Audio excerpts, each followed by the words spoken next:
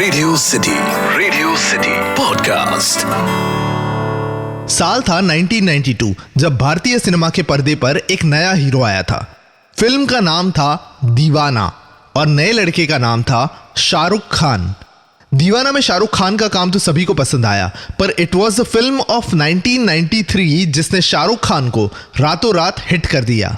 यह फिल्म थी अब्बास मस्तान द्वारा directed blockbuster film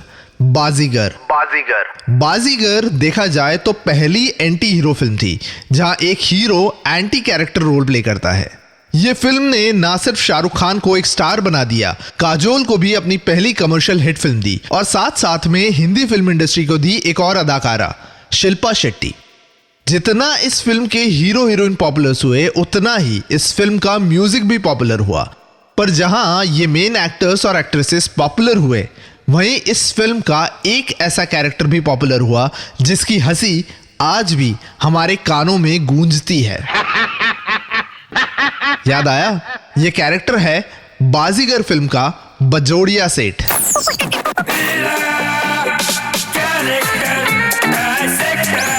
character dissector with Atiq. Radio city पर मैं हूं कैरेक्टर डाइसेक्टर अतीक। बाजीगर फिल्म का बजोड़िया सेठ, जो नाम से शायद याद नहीं होगा पर चेहरे से या उनकी हंसी से जरूर याद आएगा। दिनेश हिंगू जी द्वारा इनैक्टेड ये कैरेक्टर पूरी फिल्म में मुश्किल से 2 बार आता है, पर इस 10 मिनट के सीन में ही स्टील्स द शो। फिल्म में दिनेश हिंगू यानी बजोड़िया सेठ और बाबूलाल यानी जॉनी लीवर दोनों के बीच की comic timing is impeccable. Scene है जहां बजोड़िया सेठ अपने इकलौते बेटे के रिश्ते के बारे में अहमदाबाद से मदन चोपड़ा के घर आए हैं। बजोड़िया सेठ बताता है कि उसने उनके इकलौते बेटे को पढ़ने के लिए अमेरिका भेजा था और अपने बेटे को सेल करने के लिए उसकी तारीफों के पुल बांधते हैं, वो भी मारवाड़ी में।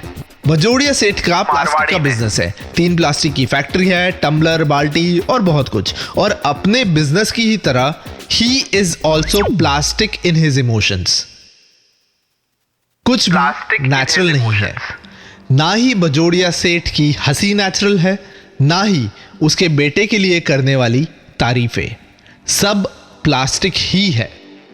यहां तक कि जब बाबूलाल गलती से चाय में नमक डाल के लाता है, तब इसी प्लास्टिक वाले बजोड़िया सेठ अपने अमेरिका रिटर्न लड़के को कहता है, बड़े लोगों के घर चाय ऐसी ही होती है, पी जा फटाफट। देखा जाए तो ये लाइन हमें बताती है कि बजोड़िया सेठ पहले से अमीर नहीं था, रादर शायद अभी भी अमीर नहीं है, बस उसे अमीर बनना है। बजोड़िया सेठ वो भोला भाला इंसान है जो ये यकीन रखता है कि शायद अमीर लोग ऐसी ही चाय पीते होंगे, ऐसी बातें करते होंगे, ऐसी लाइफस्टाइल होगी उनकी। बजोड़िया सेठ की वो हंसी was more of a nervous laugh. अपनी घबराहट, अपने लैक ऑफ कॉन्फिडेंस को छुपाने की हंसी थी। बजोड़िया सेठ was trying to prove that he is comfortable, he is at ease। और शायद इसी वजह से बजोड़िया सेठ यानी दिनेश हिंगू और बाबूलाल यानी जॉनी लीवर के बीच का हंसने वाला कॉन्टेस्ट हमें आज भी अच्छा लगता है, क्योंकि उस सीन में दोनों बाबूलाल और बजोड़िया सेठ अपने डिस्कम्फर्ट, अपने प्रॉब्लम्स को छुपाने के लिए हंस रहे थे। बाबूलाल इसलिए हंस रहा था क्योंकि उसने गलती से चाय में चाय पत्ती ना डालकर उबला हुआ पानी डाल दिया था, और बजोड़िया सेठ इसलिए हंस रहा था क्योंकि उसे पता था कि उसका बेटा was no match for Madan Chopra की बेटियां। बजोड़िया सेठ का डिस्कम्फर्ट हंसने तक खत्म नहीं होता। जब मदन चोपड़ा अपना फोन कॉल खत्म करके वापस आता है और बजोड़िया सेठ को पूछता है कि उन्हें चाय कैसी लगी, तो instead of telling the truth, Bajoria सेठ कहता है, आपके घर की चाय तो अमृत है, अमृत। बजोड़िया सेठ सच बता सकता था कि चाय में चाय पत्ती है ही नहीं, पर उसे तो यही लगता था कि अमीरों के यहां चाय ऐसी ही होती है। 2003 में एक फिल्म आई थी, मुन्ना भाई MBBS। ऐसे तो इस एक्टर ने पहले भी कई फिल्में की है, पर बमन ईरानी का मेजर डेब्यू गिना जाता है मुन्ना भाई MBBS से, जहां उन्होंने कॉलेज के डीन जे अस्थाना का कैरेक्टर निभाया था। फिल्म में उनका पहला सीन है जहां वो और उनके बाकी के फ्रेंड्स एक गार्डन में सुबह सुबह फेक लाफ करते हैं। डॉक्टर अस्थाना का ये कैरेक्टर बताता है कि इस तरह से हंसने से उनके माइंड और बॉडी को रिलैक्सेशन मिलता है। ठीक ऐसा एक और सीन है जहां मुन्ना भाई आके डॉक्टर अस्थाना को बताता है कि उसे डॉक्टर सुमन से शादी करनी है। At this point also doctor Asthana फिर से उसका फेक लाफ करने लगता है।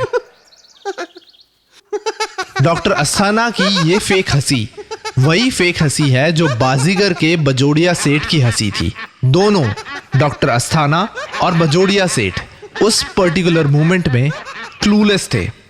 दोनों को पता नहीं था कि क्या हो रहा है। दोनों स्ट्रेस थे। ऐसे में दोनों अस्थाना और बजोड़िया वही करते हैं जो ऐसी सिचुएशन में सही था, दैट इज फेक लाफ। तो आप भी जब कभी भी लाइफ में कहीं अटक जाओ, पता न चले कि क्या करना है, प्रॉब्लम्स का सलूशन क्या है, ऐसे टाइम पर वही करो जो डॉक्टर अस्थाना और बजोड़िया सेठ करते हैं।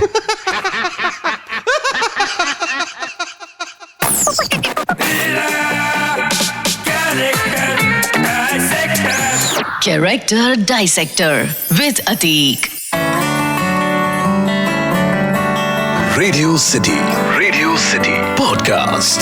इस पॉडकास्ट का फीडबैक देने के लिए मेल करें podcast@myradiocity.com पर या फिर इंस्टाग्राम पे RJ_Atik पे DM करें।